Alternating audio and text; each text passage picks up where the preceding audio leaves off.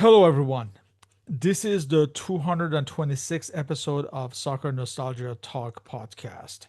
As always, this is Sean from Los Angeles on the Soccer Nostalgia blog. For this episode, I welcome back Brazilian journalist Mr. José Inácio Werneck as we discuss the Brazil national team of the 1982 World Cup.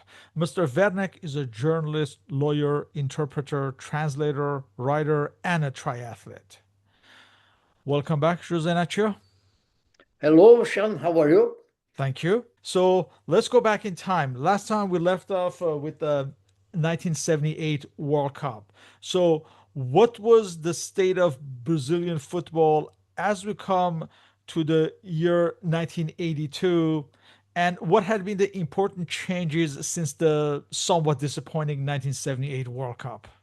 Many changes. João Avelange was not any longer the president of the Brazilian Federation, that actually had to change its name from Confederação Brasileira de Esportes, meaning Brazilian Sports Confederation, to Brazilian Football Confederation, CBF, as it was known in the Brazilian shorthand. So a new president of Brazilian Football Federation, Julito Coutinho, which, by the way, was a bitter enemy of João Avelange. They didn't see eye to eye at all. And a new coach, Tele Santana, who was also a sea change from Cláudio Coutinho. Tele Santana had ideas that were completely different as far as football was concerned from the ideas of Cláudio Coutinho. So it was a new Brazil preparing for this new kind of World Cup, because the World Cup now would grow from 16 to 24 countries. That World Cup that was to be played in Spain in 1982. Of course, we know the contrast. Coutinho in the 1978 was advocating a more defensive, physical football, while Tele Santana was the biggest advocate of Jogo Bonito, the beautiful game of attacking Brazilian football. Can you summarize the trajectory of Tele Santana up to this point? Tele Santana had been a very good player. He played for Fluminense most of his career in Rio de Janeiro, Brazil. He was a right winger. He had been in the Brazilian national team a couple of times, not an outstanding player, but a good player.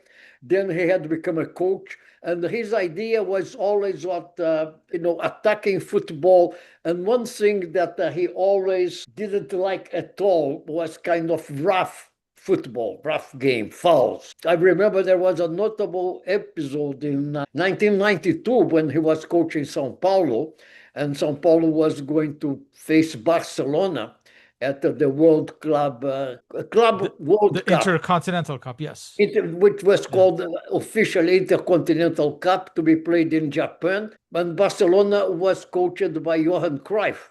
And Tele Santana sat down with Johan Cruyff the night before that game in Tokyo, and the two had a chat, and they committed themselves to play without hard fouls the next day. And it happened that way. It was a beautiful game. There was no dirty fouls from the players on either side, and São Paulo won the game. And Tele Santana, that kind of was very important for Tele Santana to redeem his image. He was considered by many to be a good coach, but a loser. He would not win important matches, like what happened in 1982, and then it happened again in 1986. But in 1992, with São Paulo, he proved that he could be also a winner. But in 1982, unfortunately, things went very wrong for him and for Brazil. As the year 1982 started, it appeared that for most of the world press that Brazil were favorites to win the World Cup. And this was mainly due to the 1981 tour of Europe, where they had defeated England, France, West Germany. In fact, they defeated West Germany twice in that calendar year. If we also take into account the Mundialito in the beginning of the calendar year. As Brazil are looked upon as favorites by the global press, was that the same opinion back at home?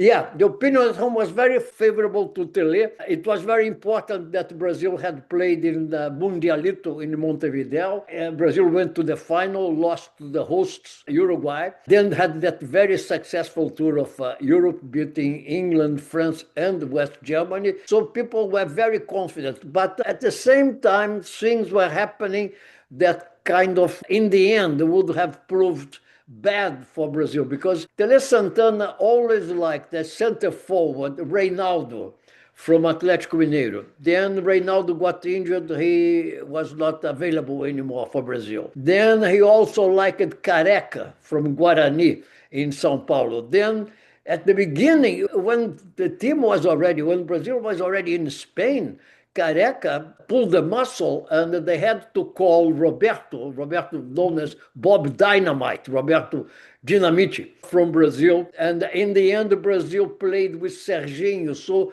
what happened is that Tele had that idea of football with good players that kind of played in the same wavelengths. And both Serginho and Roberto Dinamite, Bob Dynamite, were players that were not in the same wavelength as players like Zico, like Falcão, like Toninho Cerezo, like Socrates. They were different kind of players, so they didn't really get very well in the tactical ideas that Tele conceived. Tele liked to play with what he called the magical square in the middle of the field with four players, basically Toninho Cerezo, Falcão, Socrates, and Zico. And they played a very fluid kind of game, but when the ball came to either Roberto Dinamite or to Serginho, it was a different rhythm. It was not the same skillful style, the same kind of skilled game. That would prove bad for Brazil in that World Cup, even though it looked like that in spite of that, Brazil was going to have a good campaign in Spain. Now, at the end of the year 1981, Flamengo, led by Zico, also won the Intercontinental Cup Yes. against Liverpool. Was this seen as a further proof of Brazil's potential to win the Yes. World Cup? Yeah. Everything looked like it was going the right way for Brazil at that point. Just like in our previous podcast, we've been talking about Pele's evolution as a player, then, of course, post playing career. For 1982, was he working on television like in 1978? Pelé, yes, he was. Yeah. With months remaining to the World Cup, what was an area of concern that the Brazilian press would talk about the team? I think that there was no real concern, In that same year, in 1982, if I'm not mistaken, in March 1982, Brazil beat West Germany at Maracanã Stadium, 1-0, a goal scored by Junior. So everything was going well for Brazil at that point. People were very confident in what Brazil could do in 1982 in Spain. Getting back to Serginho, he had some serious disciplinary issues at this point. Was that a concern for the press? Yeah, Serginho was a difficult kind of player. And also there was another problem for Brazil, at least for the opening game. You must remember that in the qualifying campaign in South America, Right. for the World Cup, Toninho Cerezo got a red card playing in La Paz against Bolivia, and that meant that he could not play in the opening match of the World Cup, which would be against the Soviet Union. That would, for this first match, not allow Pelé to have this magical square, as he called it, with Toninho Cerezo, Zico, Socrates, and Falcão. He would be available only for the second match. And that first match for Brazil won 2-1, but it was a very difficult match. Let's look at the preparation friendlies for 1982. You already mentioned the important win against West Germany at Maracanã in March, where that's the match where you'd have Flamengo's Adilio play his one and only match for Brazil, as well as Careca made his debut for Brazil in this match. Before that, early in the year, in January, you had the win over East Germany. Brazil won 3-1. And then you have another friendly at Sao Paulo against Czechoslovakia. This match actually served as a farewell for Jairzinho, one legend of Brazil. And this Yeah. was, in fact, his first cap since 1974. And the match ended as a 1-1 tie. Then there's this match against West Germany we discussed, which is very important, with Junior scoring Brazil's winner. And then in May, you have a friendly against Portugal at São Luís, where Brazil wins 3-1. Followed by 2 weeks later, another friendly at Recife against Switzerland. This one ended as a 1-1 tie. And then you have in May 27th, 7-0 win against the Republic of Ireland at Uberlandia. Well, Serginho scores twice, and I think maybe that's what sealed his place as a starter, perhaps, after Careca was injured. Brazil goes to Europe in the final phase. They play friendly against Belenenses, the Portuguese side from Lisbon, and they win 13-3, but that was just a practice match. Yeah, it was not an official match. Yeah. So Brazil's form is very good, defeating West Germany, the best European side at the time. This is for the third time since 1981 they've defeated West Germany. Must have really strengthened Brazil's chances at this point. Was this the match where basically the press is saying, okay, that's it, Brazil is going to win the World Cup?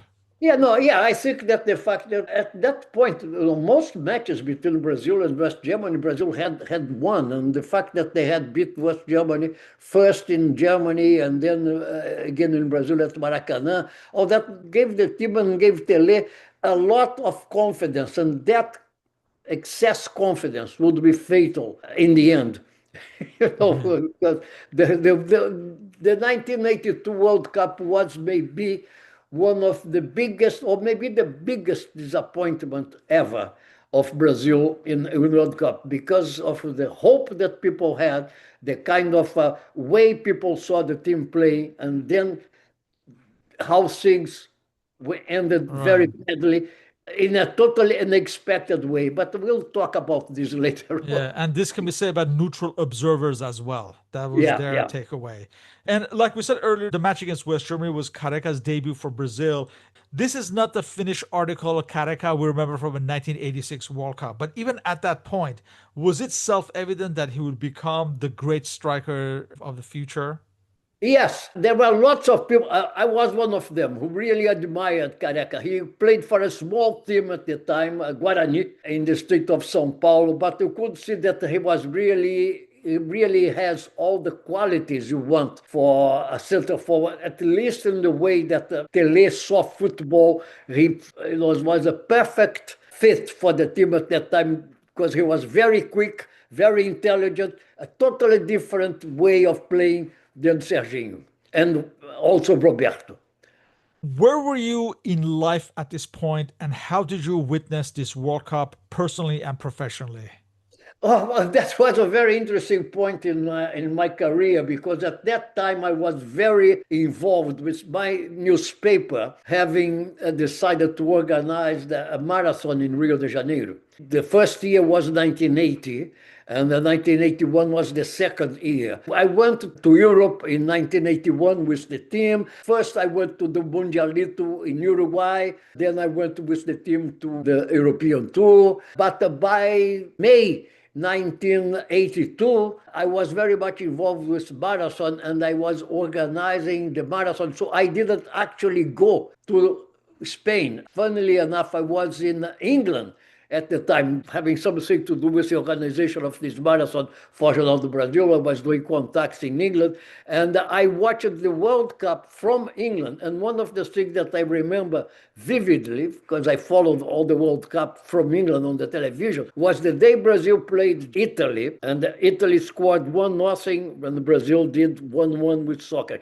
Paulo Rossi scored for Italy, then Socrates scored for Brazil. Then Paulo Rossi scored again for Italy, then Falcao scored for Brazil 2-2. And Brazil only needed a tie to go on, and that would put Brazil ahead, and Italy would be knocked out of the World Cup. I remember vividly when Falcao scored the second goal for Brazil, and Brazil insisting in playing offensively when they didn't need to. I remember Bobby Charlton, who was The analyst, the color analyst for BBC, has said that's exactly what happened. Paulo Rossi scored that fatal third goal, and Brazil was knocked out of the World Cup.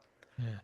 So you didn't write any columns or anything. So you didn't write any columns or anything regarding the World I Cup at wrote the before the World Cup, right not before. after the World Cup. And then eventually later on, I would again start writing about football. But specifically when the World Cup happening, I was not writing about soccer. Let's look at Tele Santana's final 22 for the World Cup. Starting goalkeeper, we have at number 1, Valdir Perez of Sao Paulo. Very much criticized. People didn't Yes. like, but it is important to say that, for instance, when Brazil beat West Germany in Germany in 1981, Oh, he he saved a penalty kick. penalty Yeah. kick A twice taken penalty kick. twice. Yeah. Yeah. Yeah. Of Paul Breitner. Yeah. Backup goalkeeper, you have Paulo Sergio of Botafogo at number 12. And at number 22, you have Carlos of Ponte Preta. And of course, Carlos would be the starting goalkeeper for the 1986 World Cup. Defenders, number 2, you have Leandro of Flamengo. Number 3, Oscar of Sao Paulo. Number 4, Luizinho of Atlético Mineiro. Number 6, Junior of Flamengo.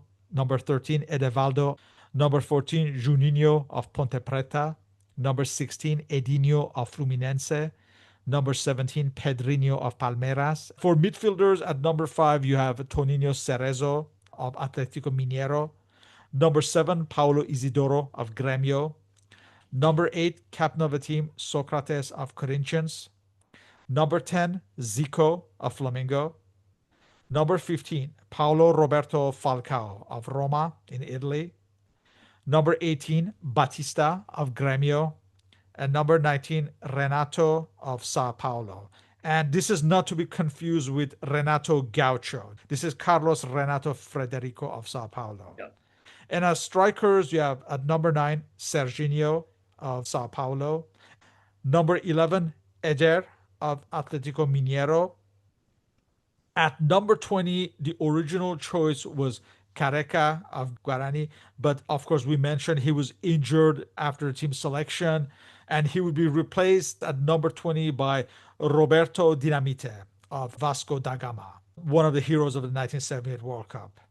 And at number 21, you have Dirceu playing in Atletico Madrid in Spain, another hero of the 1978 World Cup. From this group, Valdir Perez and Dirceu were also part of the 1974 and the 1978 squads, and Carlos, Oscar, Eugenio, Batista, Cerezo, Zico, and Roberto Dinamite were part of the 1978 World Cup squad.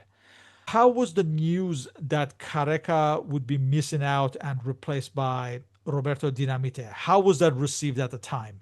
Yeah, that was a shock because it happened, maybe 3 days or 2 days before the match against the Soviet Union. So the team was already in Spain. So it was just a couple of days. And Roberto had to be called from Brazil. So it was a big shock because Careca was no doubt going to be the first choice for the team. That was clear. And then Tele was left to decide between Serginho and Roberto Dinamite, as you say. And in the end, he went on with Serginho. And if my memory doesn't fail me, Serginho played all the matches for Brazil in Yes. that 1982 World Cup. Yeah.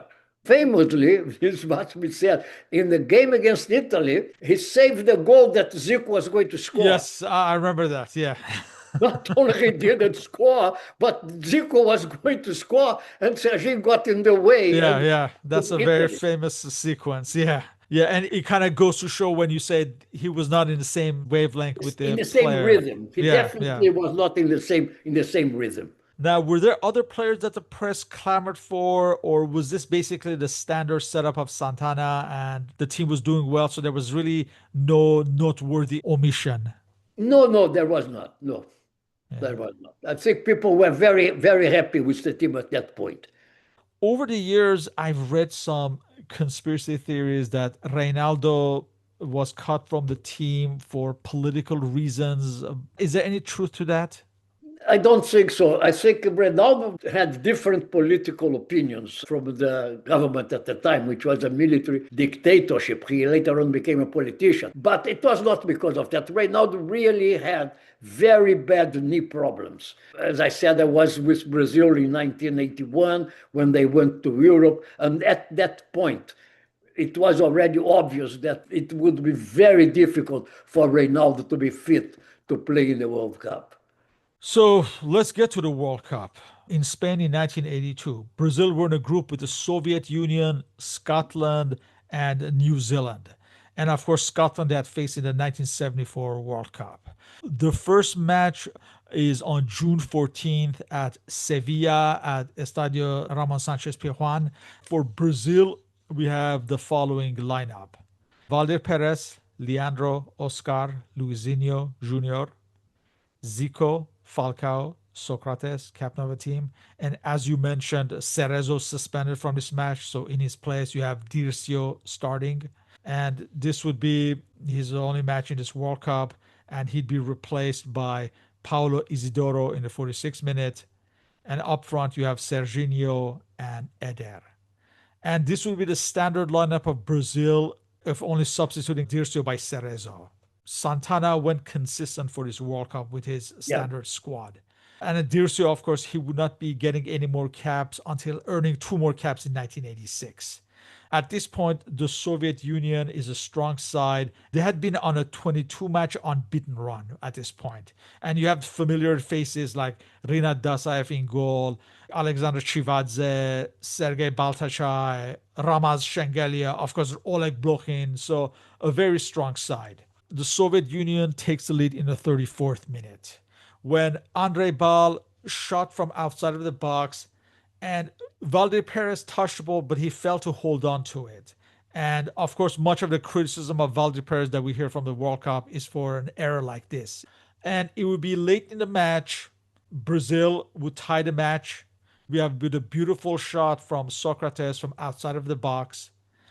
And just before the end, in the 88th minute, from the right side, Paulo Isidoro passed across to the middle. Falcao dummied and let the ball go through. And Eder just picked up the ball and volleyed from outside of the box.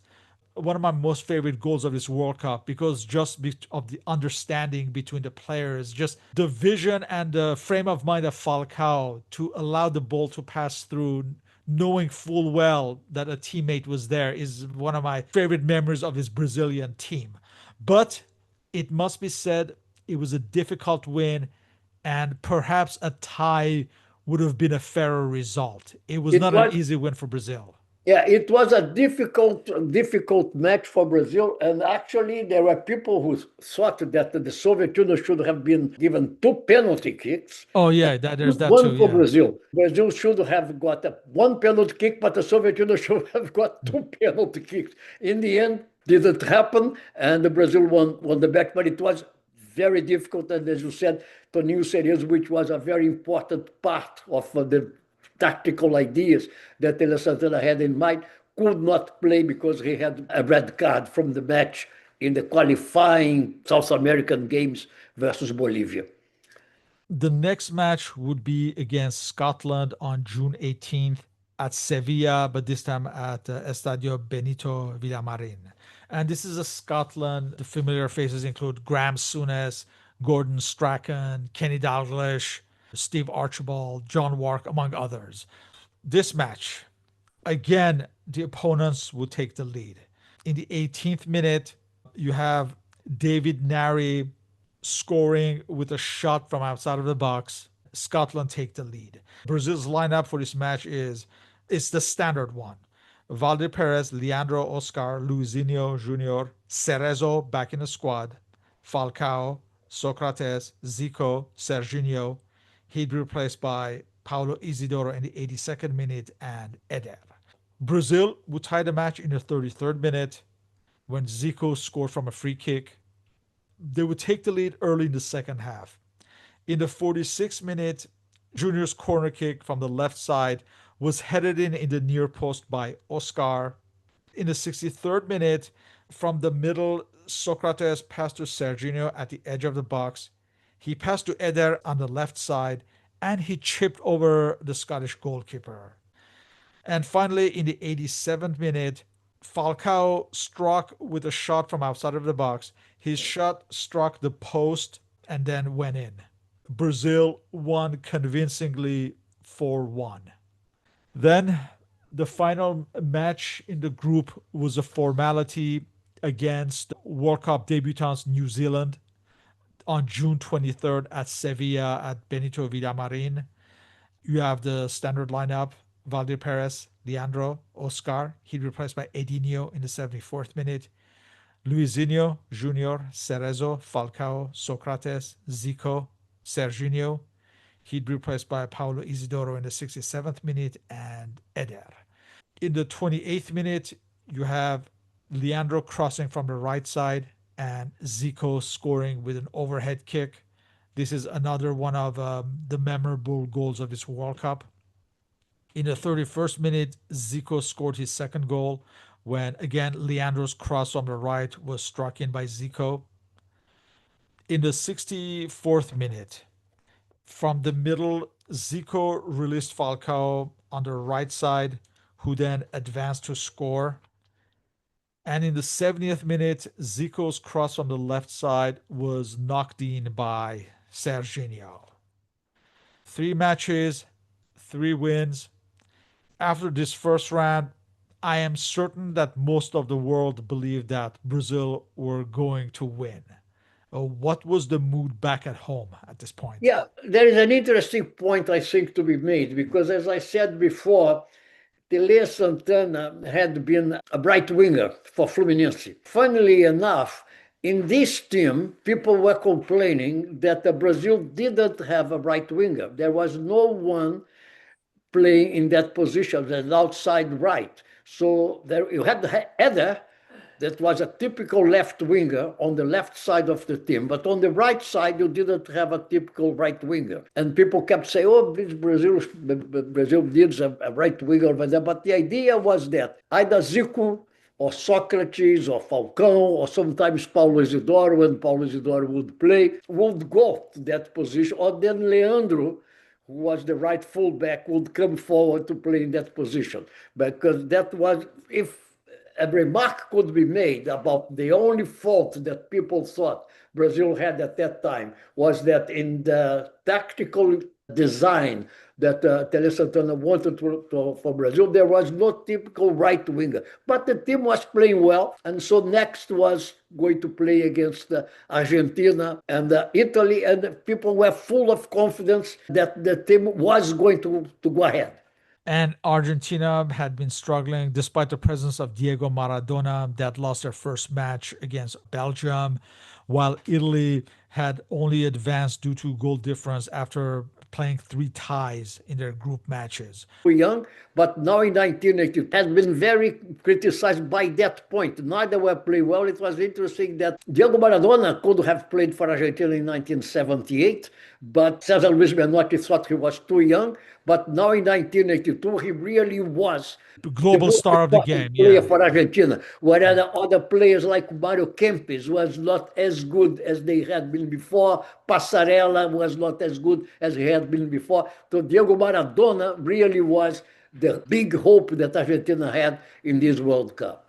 And this second round will be played at Barcelona, though not at the Nou Camp, at Estadio Sarria of Espanyol Barcelona. So the first match in this second group phase, you have on July 2nd, Brazil facing Argentina.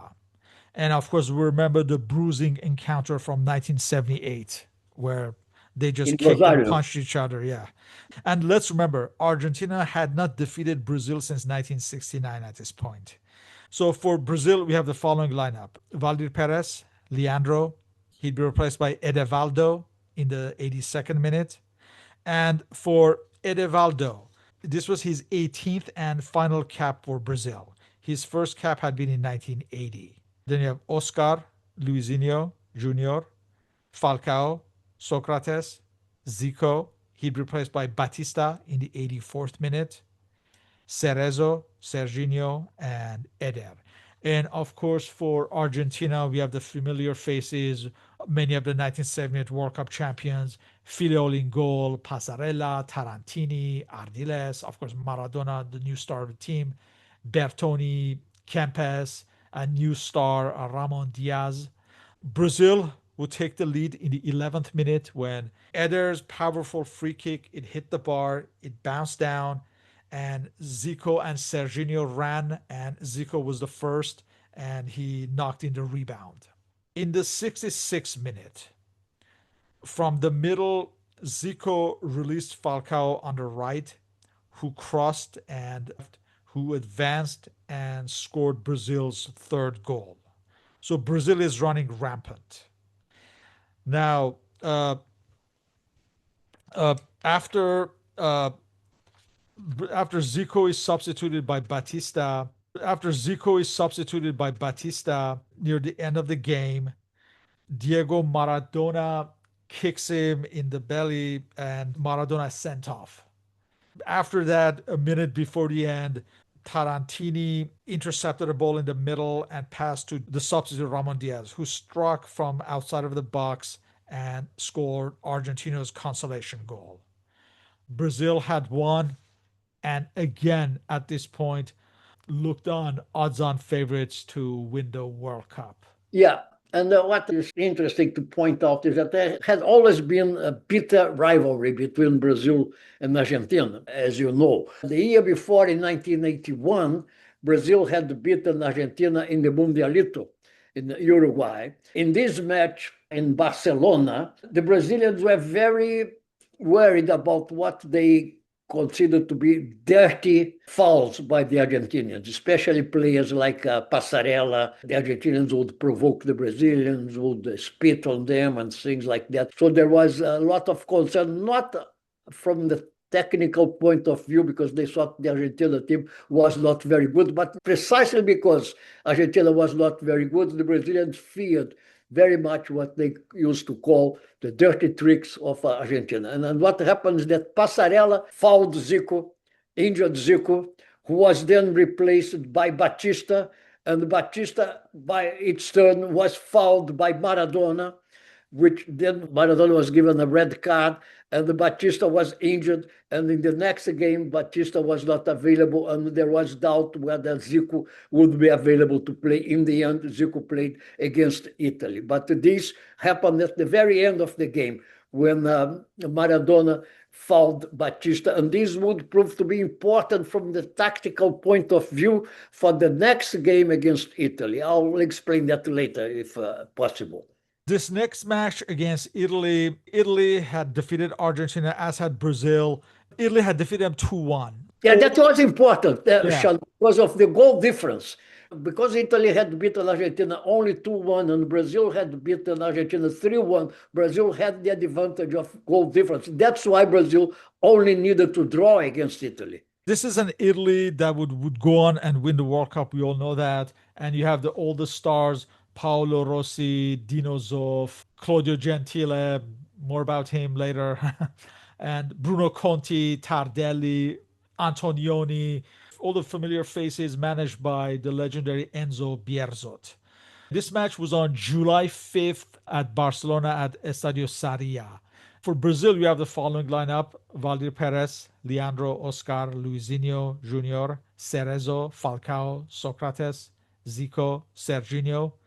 He'd be replaced by Paulo Isidoro in the 69th minute and Eder. And for Valdir Perez and Serginho, this would be their final caps for Brazil. For Valdir Perez, this was his 28th cap. His first cap had been 1975. For Serginho, this was his 20th cap. And his first cap had been in 1979. In the 8th minute, Italy takes the lead when Cabrini's cross from the left side was headed in by Paolo Rossi. But shortly thereafter, in the 12th minute, Zico, he sent Socrates through on the right side, and from a narrow angle, he shot past Dino Zoff at the near post. Another one of the beautiful goals of his World Cup. But Brazil makes a mistake, and in the 25th minute, Paulo Rossi intercepted Cerezo's mispass and he robbed it and he advanced to score Italy's second. Italy go to the end of the first half with a 2-1 lead. But again, Brazil really needs a goal. And this is like the fourth time during this World Cup that Brazil has fallen behind. And this match is also remembered for Gentile ripping Zico's jersey as he was grabbing him. And in fact, for a second, many felt there might be a penalty appeal, but I think Zico was already offside when Gentile ripped his shirt. So Gentile was supposed to mark Zico, and Colovati was supposed to mark Serginho. So we come to the second half. Early on in the 51st minute, there's a penalty appeal when Luizinho fouled Paolo Rossi, but that was called off. But Brazil would attack in the 68th minute. From the left side, Junior drifts to the center and pass to Falcao on the right side. And as he's doing that, you have Cerezo and other players moving around, pulling defenders. And Falcao drifted to the center, found space, and struck with a shot from outside of the box. And the match was tied. Immediately after this, Paulo Isidoro replaced Serginho as midfielder and Socrates was pushed up front. Maybe that's a tactical error that you may be talking about, where they continued attacking and were vulnerable in defense. And of course, in the 74th minute, Bruno Conti takes the corner kick from the right side. This was headed out by Socrates. Tardelli volleyed the ball from the edge of the box. And you have Paolo Rossi right in front of the goal from close range, scoring Italy's third. That was Italy's winner. Giancarlo Antonioni also scored a fourth goal, a late goal in the 88th minute, but that was disallowed for offside. Near the end, you have Dino Zoff saving on the line from Oscar, or was it Socrates? I was mixed up. Oscar, yeah. Oscar's header. Yeah, after a corner kick, yeah. Yeah, that was like the last ditch effort, and Italy won 3-2. Again, this match has been debated ad nauseum since then. We're talking about almost 50 years. This match is part of football memory, the global football memory, not just Brazil. Tele Santana later admitted that he could have used defensive tactics in this match, but it was not the Brazilian and it was not his way. I think the key to the explanation is exactly what you just said. It was not Tele Santana's way. That is not the way he saw football. But that's what destroyed Brazil in that match, because Brazil self-destroyed. Brazil only needed to draw. Brazil only needed to counterattack. And Brazil went playing forward from the beginning of the match when they didn't need. Brazil went with offensive tactic, offensive formation. It must be said that even if Tele wanted to play defensively, for instance, people say, oh, he could have played Batista as midfielder instead of Toninho Cerezo, because Batista was a much more defensive midfielder. But Batista had been injured by Maradona in the game before. Batista was out of contention. So Tele had to play Toninho Cerezo. The important thing, though, is that with Toninho Cerezo, without Toninho Cerezo, the fact is that Brazil went to play forward in a game that they didn't need to play for. From the very beginning, Brazil was attacking, and Brazil actually self-destroyed in the 3 goals. If you look at the match, in the first goal, Junior didn't even move when the ball was centered for Rossi's header, who kind of was a spectator in the occasion. In the second game, it was a fatal mistake by Toninho Cerezo. We under no pressure whatsoever. Toninho Cerezo played a careless pass parallel to the box. And I remember Zezé Moreira, which was then an observer for Brazil at the World Cup and had coached Brazil in 1954, had always said, defenders and midfielders should not pass the ball parallel to the box. That's a big mistake. Antonio Cerezo made that mistake in a very important match. Paulo Rossi scored. And the third goal was maybe the worst mistake of all, because the idea was that Brazilian players would go forward after the corner kick had been taken to leave the Italian attackers offside. That was a very well-known tactic. You run out of your box, forwards of the opposing team are offside. But Junior stood there, and Paulo Rossi scored. And I remember also that in the Mundialito the year before, Junior was, in my opinion, and opinion of many people, guilty of the goal that Uruguay scored to win that Mundialito. But that was 1 year before. But then in 1982, unfortunately for him and for Brazil, he made that fatal mistake. And in the end, as you say, Oscar could have scored with that header. Dinosaur was safe on the line. But Brazil self-destroyed. It was a big disappointment.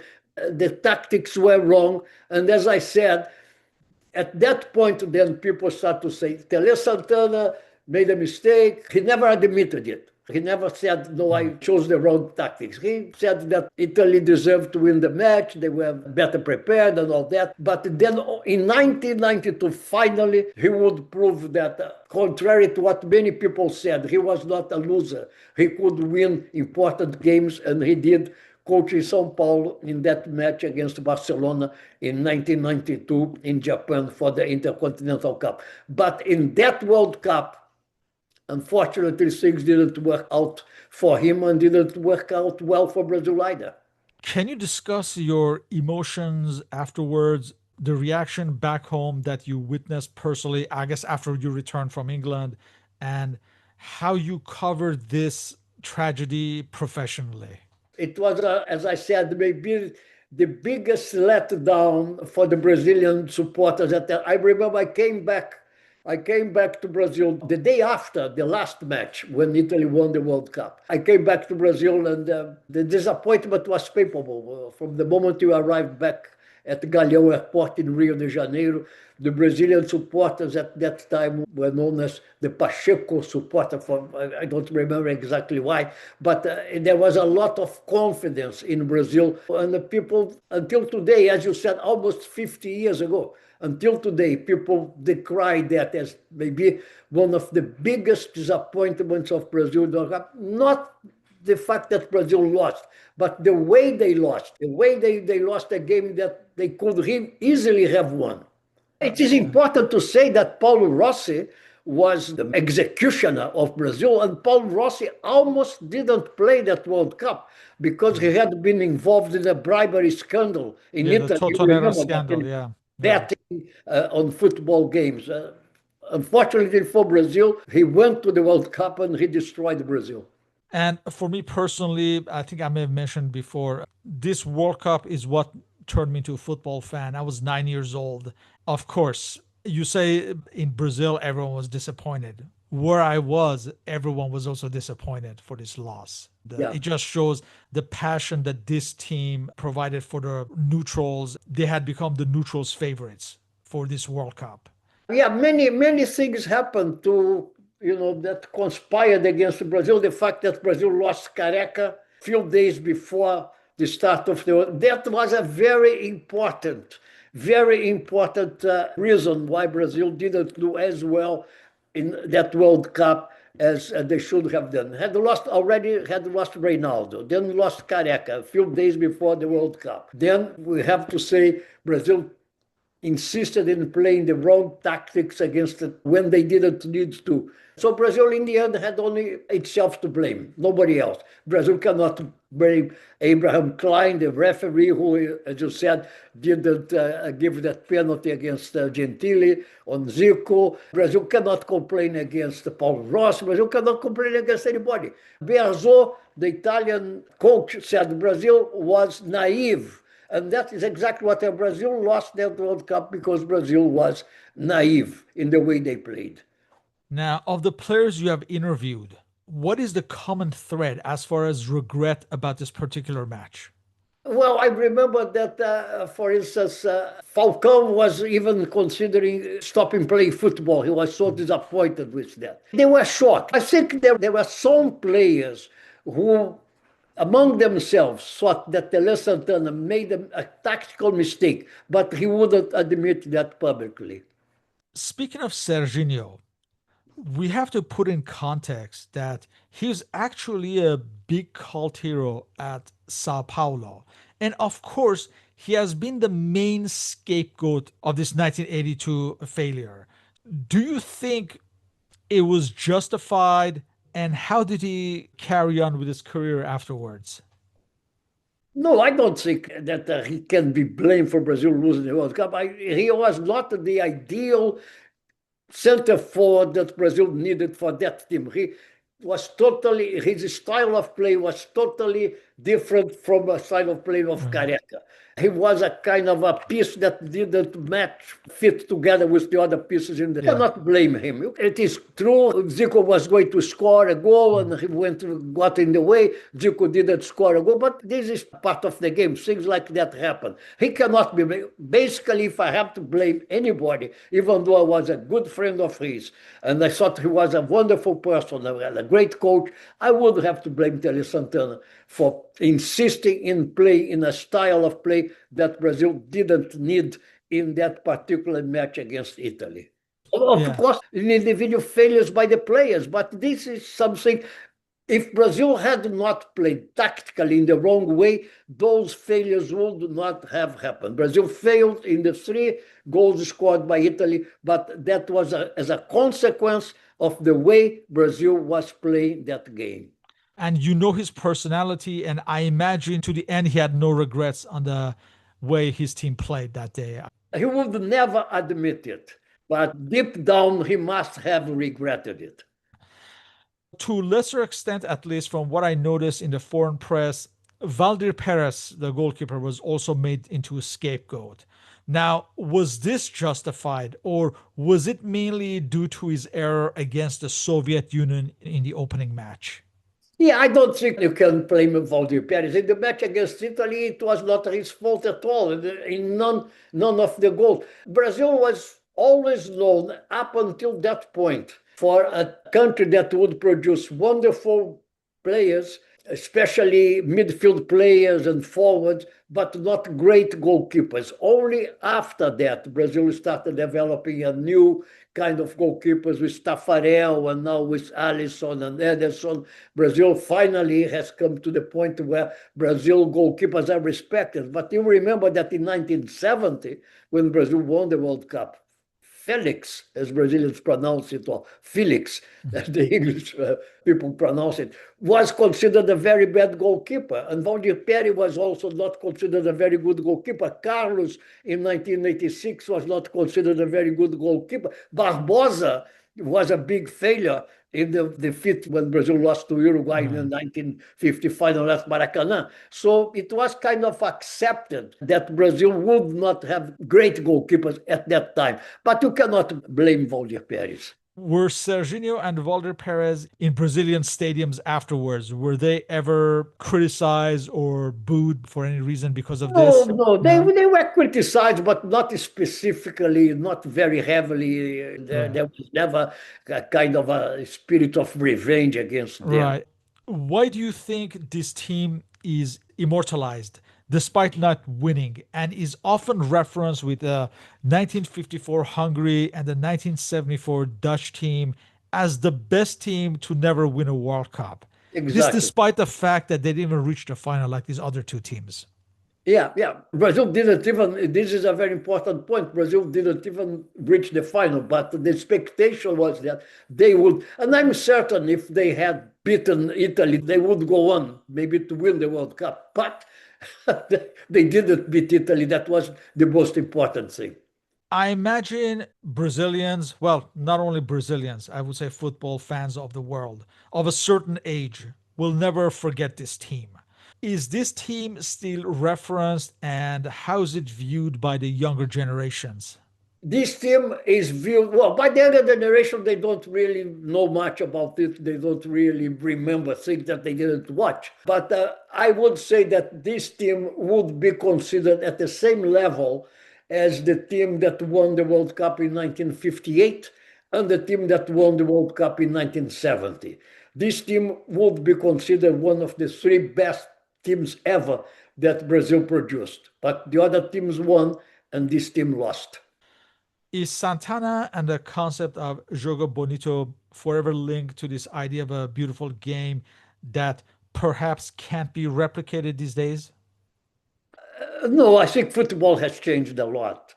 It's a very different game now. You cannot make comparisons between how people played in 1970 or in 1982 with the way people play now. And this is an important point because Brazil, in a way, has lost a little bit of the respect that the world had for Brazil before. And let's see what happens next year in the United States. In 2026, Brazil has now resorted to having a foreign coach with Carlo Ancelotti because, of the way Brazil lost in 2022, in 2018, 2014, playing at home. The Brazilian people now, they don't have as much confidence in Brazil as they had at that time in 1982. It's a totally different perspective. Very few people believe that Brazil can do well next year in 2026 in the United States. So, as I told you, this 1982 World Cup shaped me personally. This World Cup and this Brazilian team shaped me in such a way that I became a football fan. Of course, for you, this was not your first World Cup, but has the memory of this team also shaped you personally in any way? Yes, maybe because I was not there with the team, I was following the games from England. It was personally my biggest disappointment with the Brazilian team in a World Cup. I expected much more than what happened. That game against Italy, it will never fade from my memory. In closing, after more than 40 years, almost 50 years, what is the legacy of this team in not only Brazilian football history, but in Brazilian cultural history as well? What is the legacy of this team is that Brazil cannot play in a naive way. The way football is played now, Brazil has lost a lot of ground, has lost a lot of respect from the world, the rest of the world, the rest of the up until that time and up until 1970, especially 1970, and even when Brazil won the World Cup again. But by that time in 2002, when Brazil won the World Cup, people already realized that the Brazil, when you look at the rest of the world, Brazil had lost a lot of ground. People now realize that the Brazil has to work much harder. Football has changed a lot. Other countries have progressed. Brazil has fallen behind. They have this idea that Brazil had wonderful players up until 1982, but football has changed in a way that it's not just a. First of all, they don't believe Brazil football is producing as many good players as before. And second of all, they believe that other countries have progressed and Brazil have kind of stayed behind, has fallen behind what the other countries in the world are doing about football. With that, I would like to thank you for your participation in this interview. All our contact information is listed on the blog and podcast uploads.